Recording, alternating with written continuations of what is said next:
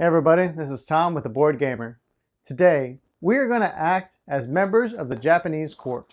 Our job is to help maintain the gardens alongside the Imperial Gardener. Recently, the Emperor was gifted a giant panda from China as a symbol of their alliance.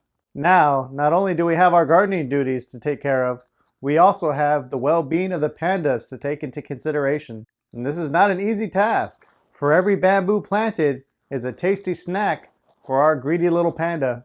Can you help the Imperial Gardener cultivate his plots, at the same time keeping this plump, happy panda well fed? Well, let's find out in Takenoko.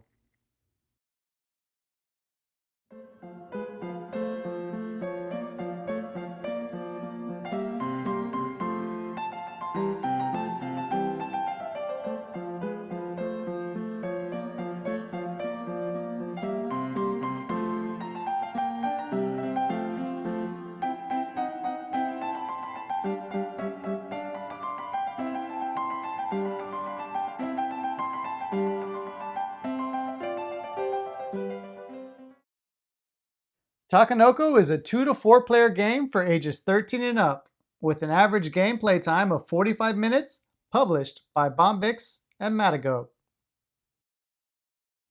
The basic overview of Takenoko has you competing against your fellow players to complete goal cards. These cards can be plot cards, which use the irrigated terrain to complete, gardener cards, which have you grow bamboo in certain ways, and panda cards that you complete by feeding the panda with different bamboo combinations. Game setup begins by placing the pawn tile in the middle of the table. Place the gardener and panda on this tile. Create a draw pile by shuffling the plot tiles and placing them within reach of all players. Near the draw pile, place the irrigation sticks and improvement markers separated by type, as well as the weather die. Finally, shuffle each card type individually. Create draw piles and give one type to each player except for the Emperor card. Place him to the side for now. Along with the 3 objective cards, the players will also receive individual player boards with matching action markers. Now, the tallest bamboo stock, player, goes first. On your initial turn, every player will skip the weather phase. Instead, you will go straight to the action phase. In this phase, you may perform any 2 actions as long as it is not the same action twice. You may also play any number of completed objectives at any time on your turn. Now your actions include playing a tile card, which has you draw 3 tile cards in secret and choosing one to play and discard the others back to the bottom of the draw pile. When placing a tile, it must either touch 2 tiles already in play or the beginning pawn tile. Please note, the first time a tile is irrigated, it grows a bamboo stalk of its color. The next action you may take is an irrigation action. This action allows you to take an irrigation stick. You can play it immediately or put it in your reserve on your game board and play it on a later turn as a free action.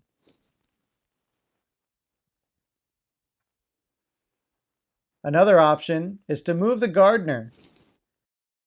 The gardener may move any number of tiles you desire, as long as it is in a straight, continuous line. No jumping over empty spaces. When you stop the gardener, they will grow a bamboo on their current space and any immediately adjacent spaces, provided they are irrigated. Things to note when growing bamboo: you must place one stalk at a time to a maximum of 4 stalks tall. If the tile has a fertilizer marker on it, it grows 2 stalks tall. If there is available bamboo, then taking the move panda action is always a good choice. Like the gardener, the panda moves in a straight, continuous line. Whenever you end the panda's movement, they will consume one bamboo piece, provided there is one on the plot. Once consumed, you will take the bamboo piece and place it in your player board on the panda's stomach. The only plots they cannot eat bamboo from are marked with an enclosure marker.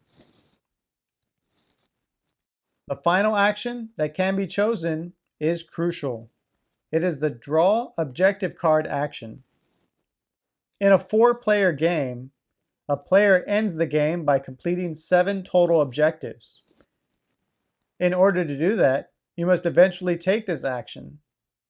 This allows you to draw one card from the pile of your choice in hopes to complete. Now, with all actions explained and the first round is complete, we move on to round 2. In this round, we add a little twist with weather conditions. Starting from this round until the end of the game, each player will start their turn by rolling a weather die. These bonuses can help give you an edge in the game. The different sides of the die have different effects. There is a reminder for what each die roll benefit is on the top of the player board. Starting from the left side of the board, we have the sun, which allows you to take a third action provided it is different from the other 2 this turn. Next, we have the rain, which allows you to add 1 bamboo stalk to any single tile provided it is irrigated. After that, we have the wind, which is the only optional weather condition. This says you may take the same action twice, but you are not required to. Following that is the lightning. This frightens the panda and allows the player to move him to any plot in play. Once the panda arrives there, to calm his nerves, he eats a bamboo stalk. The last weather type is the clouds, which allows you to take and either immediately play an improvement marker or place it in your reserve on your board. Note, if there are no more improvement markers, you may take another weather action of your choice. Now that being said, if you roll a question mark, that is a wild. You may choose any weather effect you would like to take. Now play will continue with each player rolling the weather die and taking their actions until a player has completed 7 objective cards. Once this occurs, they will receive the Emperor card as a bonus for finishing first.